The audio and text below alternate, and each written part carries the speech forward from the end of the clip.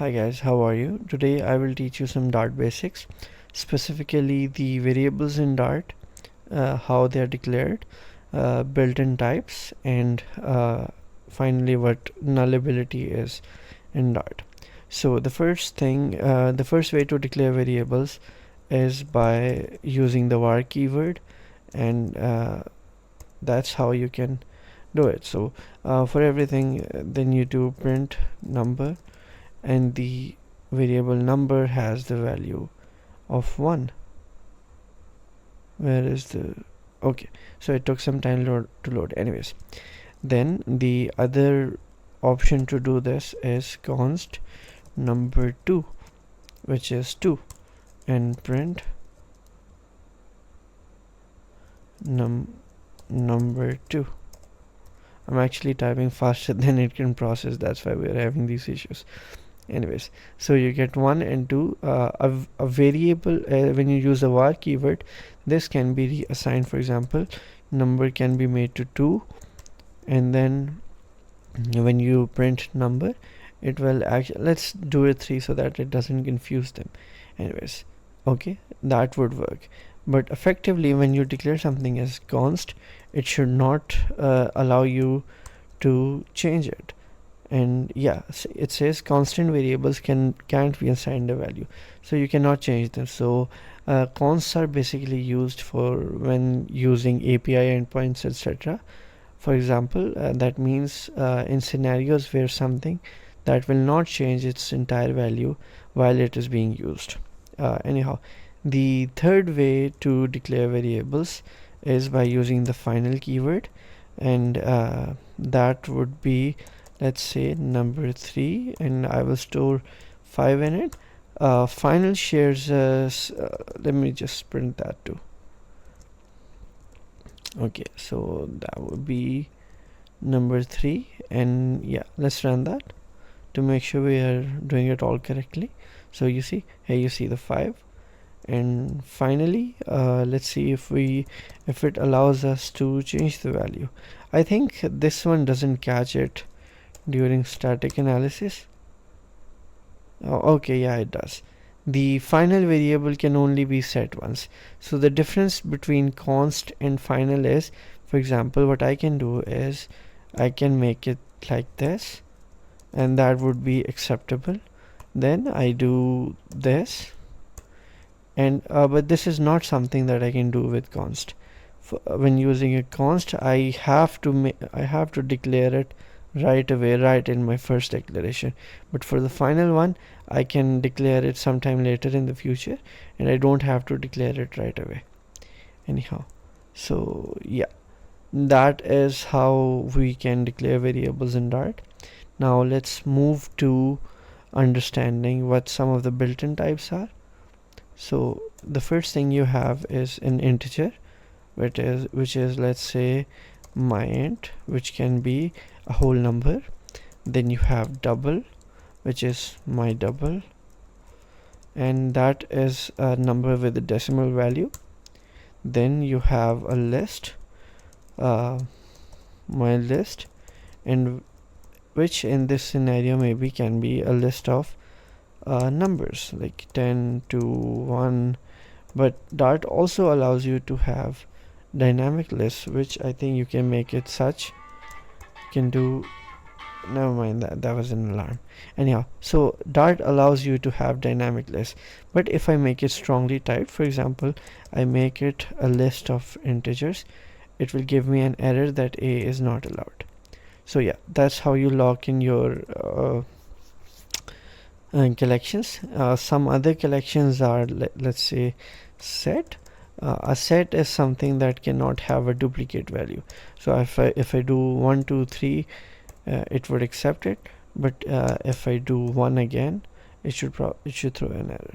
It doesn't actually throw an error right away, but it will throw an error at runtime. Anyhow, and the final final large data type is the map, which stores value data as key maps, which can be represented in such a way. So you do name Zubair separated by a comma, let's say, I don't know, age like 100 years or something.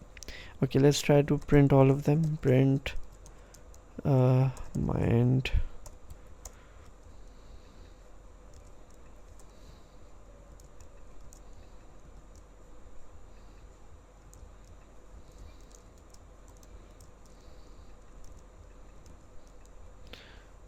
If I had VS Code, that would actually be much better, but anyhow, yeah.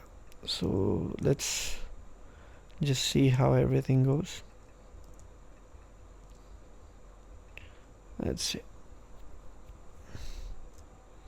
Okay, so it actually did not print the number outside the decimal. That is probably, let's see what it does if we do this. Yeah, so it ignores the ending 0 if we do not actually have an actual decimal after this. Anyhow, so those should be the built-in types. And finally, let's talk about what nullability is. There are three things that you have to remember when working with dart nullability. First is the null check operator, which is the question mark. Then you have to remember this exclamation mark.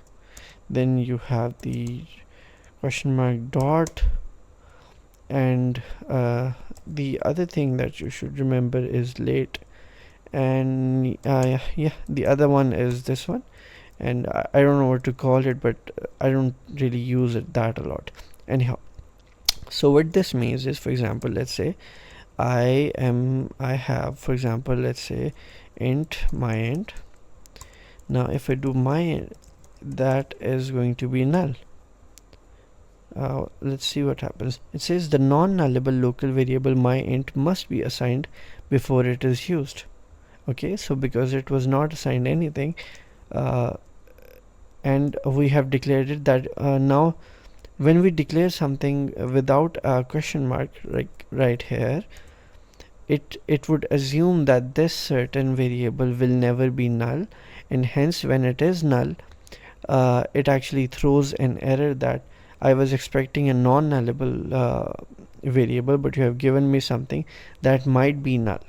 And this is something that actually helps prevent a lot of errors. So what this question mark does is it says that this my integer can be null, and that the next statement should actually prepare for it. Okay, so let's see what happens when I run this. I get a null, which is correct, but let's say I must print something. So let's say uh, mm, uh, I use this. Actually, I actually missed one operator here, which is the double question marks. Now, what I will do is I will do this double question marks and then place 0. So how do you read this? It says if my integer is null, then use 0 here instead. So if I print this now, I should actually get a 0. Okay, great, I got a 0. Anyhow, let's move to the next operator. Okay, let's just make a quick class, person.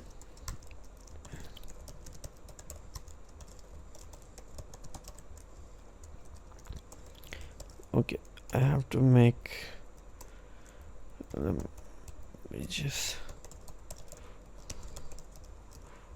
okay, I just made a quick constructor. Let me explain. Okay, so I just created a person. It should be Zubair.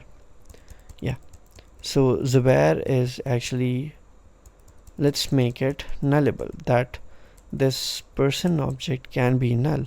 Now let's say if I want to print Zubair's age, then it would be Zubair age, and it's going to throw an error that age is nullable. Now what do? You actually place a question mark here, and now you have this operator, which actually is an accessor, which helps us choose whether this age should be accessed on a nullable variable. Okay, so this is how you actually use this null check operator on the child properties of an element. And now if I print this, it's actually going to throw null. But once again, if you consider this a single object, let me just place it. Okay, it doesn't actually. Okay, so I can do a double question mark here and just say 20, which would replace this value with 20. So yeah, now what does this exclamation mark does? What does this exclamation mark do? So what it does is it tells the system that even if you think that it's going to be null, I promise you this will not be null. Okay, oh actually not here. So here we tell the system that Zubair is definitely going to not be null. Now how can that be possible? Like, it doesn't make sense. How can I promise here that Zubair will not be null?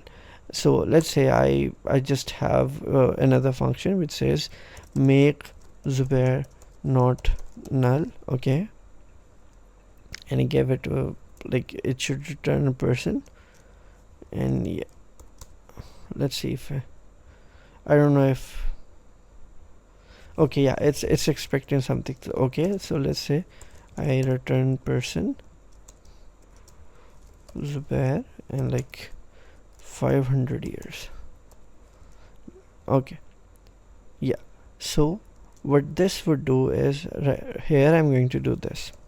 Zubair is equal to make Zubair not null.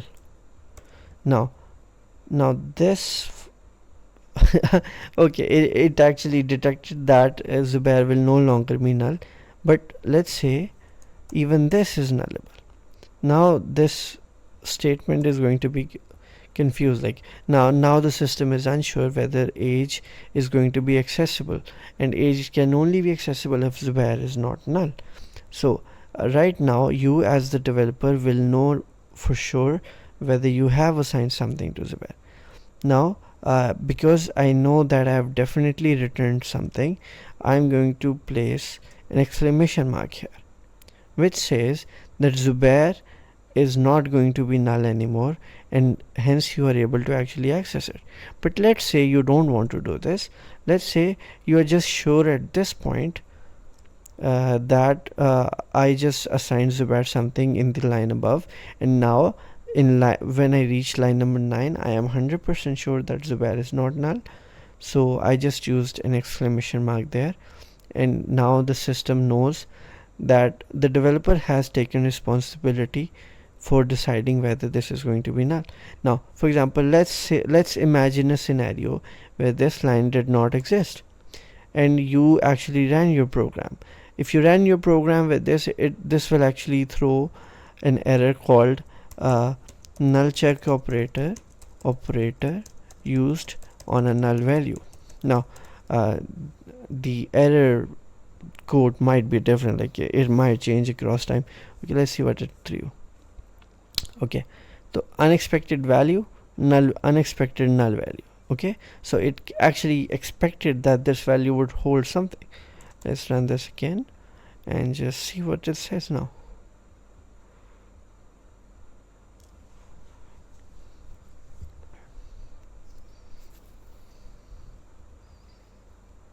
Okay, it's taking a long time. Okay, yeah, 500 years or something. Anyways, okay, and finally the late. What does the late keyword do? Okay, so I have to come up with an example on how to explain the late keyword, but let me think. So maybe I can't use my code base. Anyhow, yeah, let's see. You have a class. Okay, you already have this one actually. Let's say it has an init function, and let's say you have well, what should it be? Let's see, let's call it int, and it would be the shirt size. Okay, now the system says that you have a shirt size defined, but you have not actually declared it in the constructor. Like, how is the value going to be assigned to shirt size? And you tell the system that, hey, I know this exists, but I will actually assign it at a later date. Okay, so you tell the system that you take responsibility for assigning the value to a late variable. And what you do is, for example, you assign the value in a different function, and you say shirt size is going to be 10, and you declare that when the constructor is run, it should actually call this init function. And okay, this actually did not, okay, yeah. So now the system knows that the shirt size will eventually be assigned by somebody else. It is not the responsibility of the constructor, and the developer has now deferred the responsibility to something else. And yeah, that should be all for now.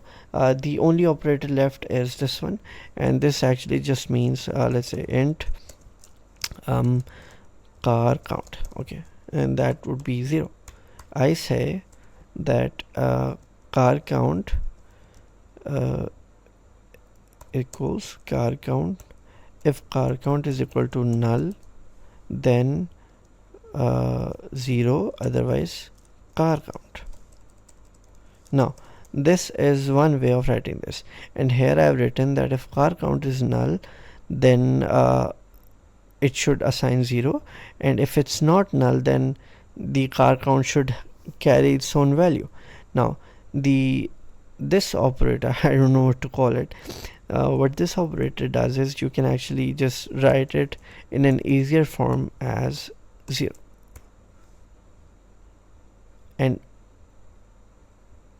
what does it say? What is it? There we go. Okay, it says, oh, actually it says okay, I have to comment it out. Yeah, the left operand cannot be null. Oh, it said it cannot be null. Okay, what now? Okay, you see, so it says if car count was not assigned by somebody else, then if it doesn't have any if it's null, assign 0. If it's not null, then let it carry its own value. That's what this operator means. And thank you so much, guys, and yeah, thank you for watching.